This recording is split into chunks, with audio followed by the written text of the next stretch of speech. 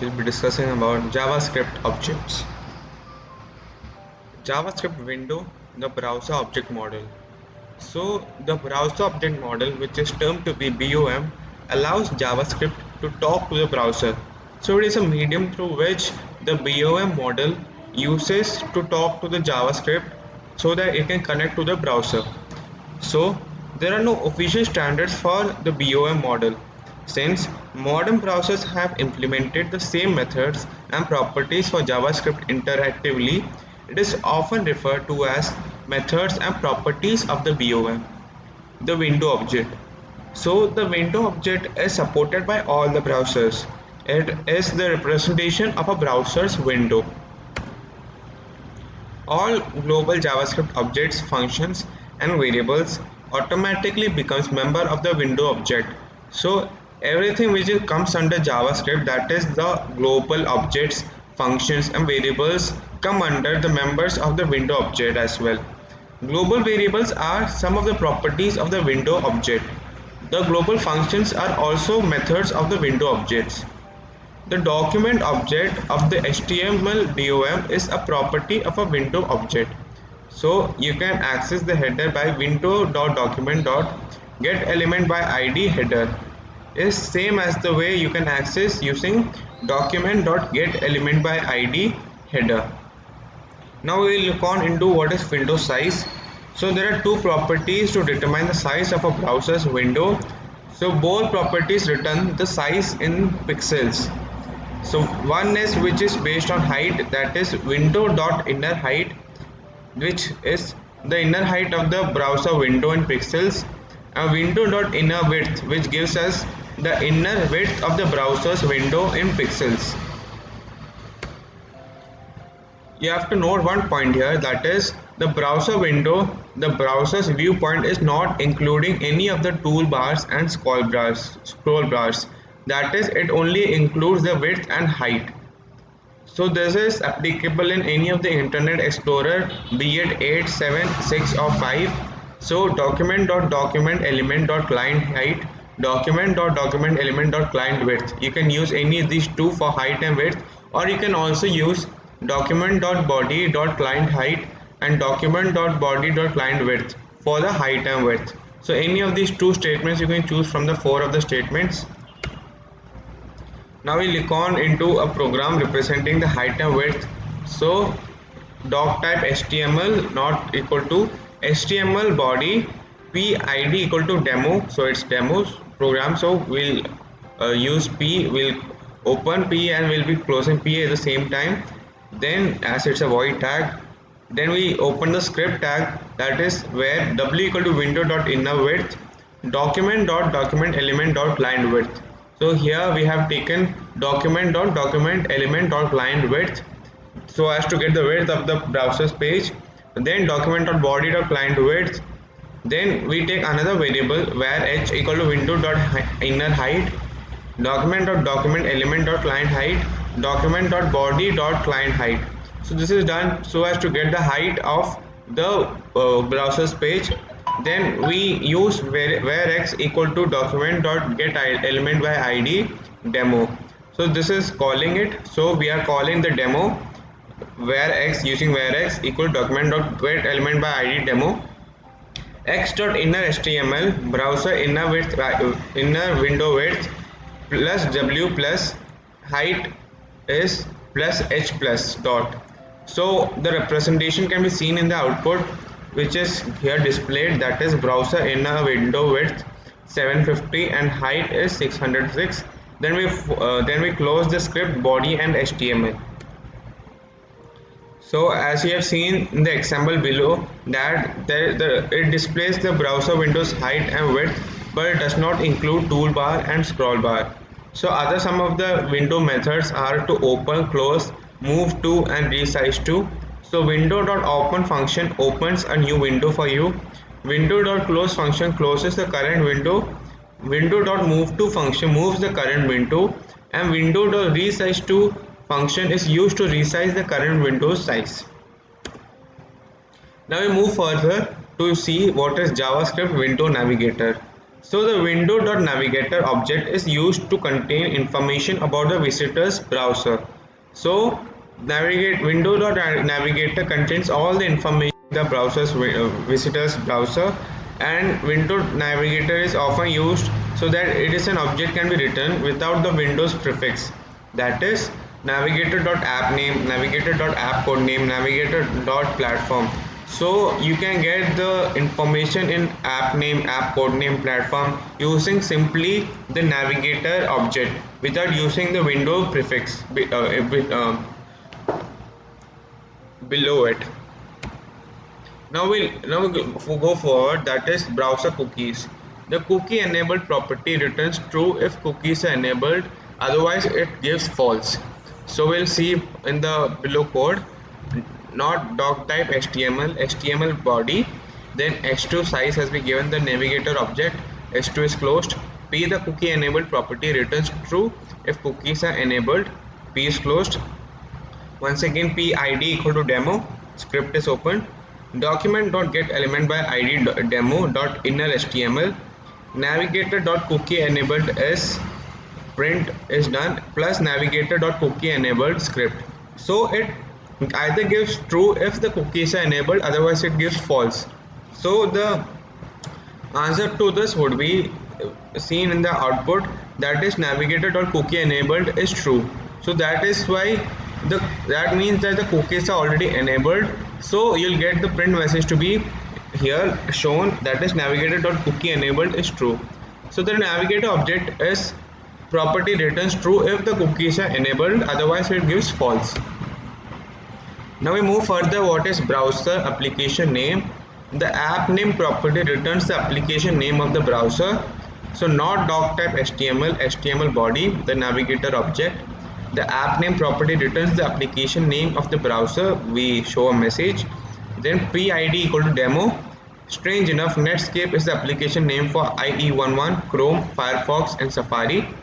Then once again we use the navigator operation to contain all the information, that is document.get element by id to demo, referencing it to demo dot inner html equal to navigator.app name is plus navigator.app name script html script body html closing tag.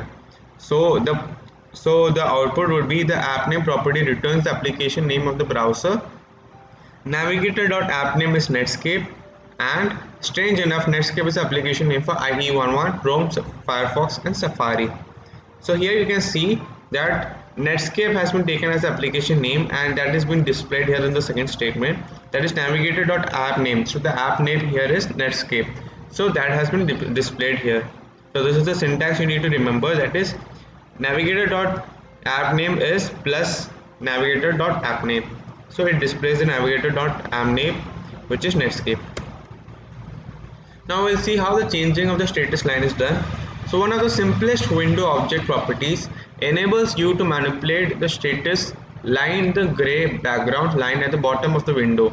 This line is usually used to display the URLs of link as you move the mouse over them. So with the help of JavaScript, you can display anything you like in this area. So we'll see in an example below how a JavaScript event is handled to enable you to modify the status line when you press that button. So HTML document that uses JavaScript to change the status line. So here we'll see an HTML document which uses the JavaScript to change the status line. So HTML head title is amazing status line changer, title closed, head closed. Then body h1 the heading, change the status line, hr, enter the text for the status line in the space below, then press the change button to change it. So form name is stat form, input type equal to text, size is given as 65, name equal to input1 br, then input type equal to button, value equal to change. So when you press the change button, the status line changes itself. So on click equal to window.status equal to document.statform dot input1 dot value. So on clicking the button which will be displayed as change, you'll see that the status line changes itself. So this statement over here, that is on click equal to windows.status is equal to document.statform. So the stat form here is the firm's name, dot input 1. So input 1 is the name of the input that you have given already, dot value. So it changes its value, so the status line changes as well. Form is closed, HR is closed, and body HTML. Now we'll see further. Of course, you can close windows as well. The window.close method is used for closing a window. Netscape doesn't enable you to close the main browser window without the user's permission. So its main purpose is for closing windows is for you having it creating it. For example, this statement closes a window called update window. So update window.close function can be used to close a window which is named update window. So we'll see in the example once again how an HTML document that enables you to open a new window by pressing a button. In this, I have specified a very small size for the second window so that you can tell them apart. You can then press another button to close the new window. The third button to close the current window. Netscape allows this but asks for confirmation first to the user. So now we'll see how creating and closing of windows is done through HTML document which uses JavaScript. So HTML head title, create a new window, title closed, head closed, body, create a new window, h1, size, HR, use the buttons below to test opening and closing of windows in JavaScript, HR, firm name WinForm, the name of the firm is WinForm, input type equal to button, value equal to open new window, on click new win equal to window dot open. So empty spaces, new win, toolbar equal to no, status equal to no, width equal to 200, height equal to 100. So these are the characteristics of a new page. So whenever you click on an open new window, this command gets activated and it prints this a new page with these all attributes to it. That is blank space, new when, toolbar equal to no, there won't be status, the width of the page would be 200 with the height being 100. Input type equal to button, value equal to close new window, on click dot new win dot close. So once you click on the button which is named close new window, then this statement would be activated and the page would be closed. That is new win dot close function. Then comes the input type equal to button close main window. So if you press the close main window function, the main window itself closes, so this statement gets activated, that is window dot close function. Then we have ending of form br have fun, hr, body close, html close.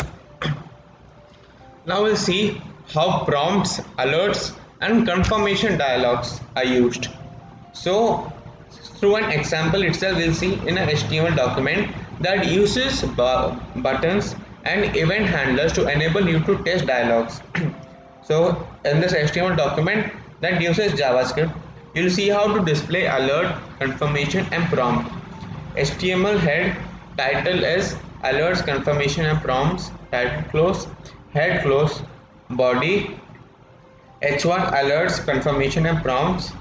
Then HR, use the buttons below to test dialogues in JavaScript.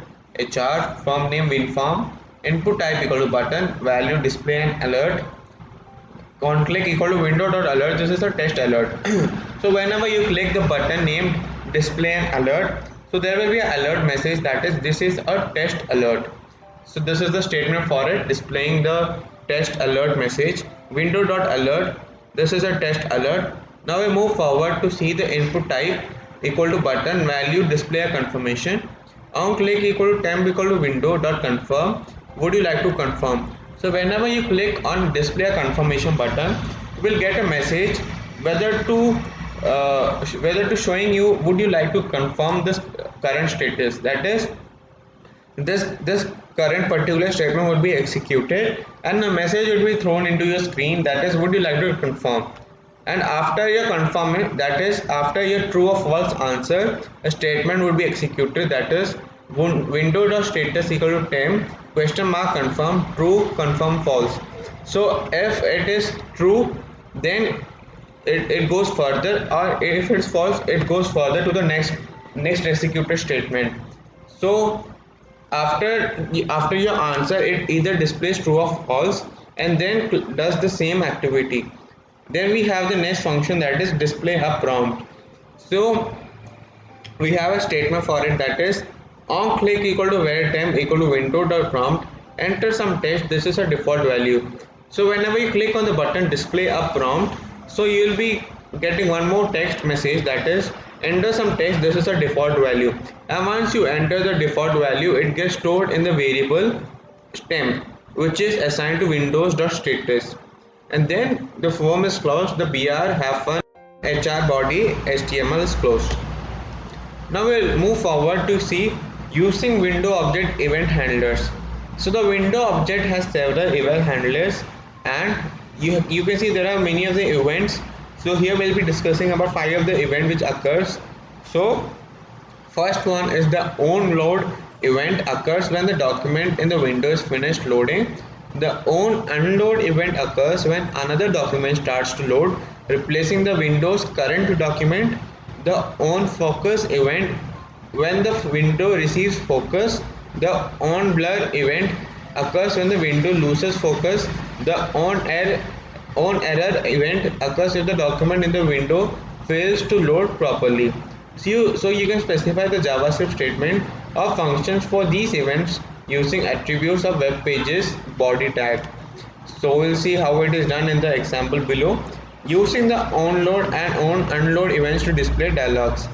So the title given here is onLoad and onUnload example. So body onLoad equal to window.alert, hello and welcome to this page. So an alert message is given. Then on unload, window.unload, you unloaded the page, goodbye. Onload and unload methods.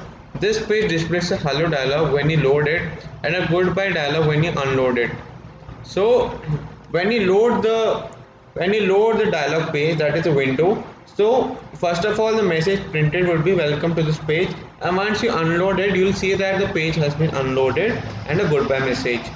So how is it done? A message is also printed that this is done through event handlers specified in the documents LT body and GT tag. Aside from the tag, the rest of the document doesn't affect the dialogues. HR body is closed, HTML is closed. Now we'll see how the location object is used. The location object is a property of the window object. It contains the information about the current URL being displayed by the window. So it has a set of properties to hold the different components of the URL but no methods. So you'll see in the below example that the URL format is used to specify the location of the web page. So here http www.starlingtech.com 80 books javascript.test html is a URL which stores the information about the URL being displayed by the window. So following are the components of the URL that correspond with the properties. So location.protocol is a protocol or a method of the URL which specifies a protocol to be used World Wide Web, Gopher and so forth. In the example, the protocol is HTTP. The colon is included in the protocol property. Next we'll see location.hostname. So this is used to specify the host where the resource is located. For example, in the current above example, you can see www.starlingtech.com in the example can be referred to as location.hostname. Then comes the location.port, which specifies the communication port number on the host, usually 80 for the web. So in the example also you can see that the port size is 80. So here it is a communication port number on the host which is used by location.port. Next is location.host. So this is a combination of host name and port. So www.starlingtech.com and colon 80 in the example. So this host statement comes under the location.host, which is a combination of both host name and port. And then comes location.pathname, which helps in giving the directory to find the document on the host and name of the file, that is books javascript text.html. So this is a directory where the name of the file and host are found. And then comes location.hash, which is a name of an anchor within the document if specified, that is part 2 in the example. So you can set this value to a different anchor name to jump around the web page. So location.target now specifies the target attribute of the link that was used to reach the current location. And then comes finally the location.query, which is important to specify a query string. If the location is a CGI program, this string is passed as a parameter to the program. Finally is location.href is a whole URL including all the parts listed above. Now you can read the location of the current window by using the properties listed previously above. In addition, you can send the user to new URL by changing the location's object properties. For example, equal to http and slashes www.mcp.com samsnet. The location object here has two methods. Location to reload, used to reload the current document. This is the same as the reload button on Netscape toolbar. Location.replace function replaces the current location with a new one, and this is similar to setting the location object properties to yourself. The difference is that the new location replaces the current history entry rather than adding to the history. So this is similar to reloading the page. Now we'll see what is a history object is. The history object is another child property of the window object. This object holds information about the URL that you have visited before and after the current one. It holds a history, and of course it includes methods to go to previous or next location. So this history object has one property, that is length. This keeps the track of the length of the history list, in other words the number of different locations that the user has visited. So you might notice that one thing missing from the history objects property is the URL itself. These used to be available as a property, but Netscape has removed them due to some of the privacy concern. So now you see to note that the saying "you can't change history" also applies to JavaScript. You can't modify a Windows history list or delete items from the list. So the history objects method enables you to send the user to another location. So there are three attributes, that is history.back function, which goes back to the previous location. This is equivalent to the browser's back arrow button. History.forward function goes forward to the next location. This is equivalent to the browser's forward arrow button. History.go function goes to the specified location in the history list. You can specify a positive number to go forward, a negative number to go back, or a string to be searched for the history list. Now we'll see what are form objects. Another child object of the document is the form object, which represents the HTML form. So like anchors and links, there can be several form objects within a document. So you can access a form by a name specified with the name attribute to the form tag, or by using the forms array, which includes an element for each form. The form has many properties that as objects themselves, the elements, components of the form. These are the text fields, buttons, and other objects that make up a form. So form is something where all the functions, all the elements, and all the components take place, and you can access these by using the individual names, or once again with the help of an array. The elements array indexes each of the element of the form.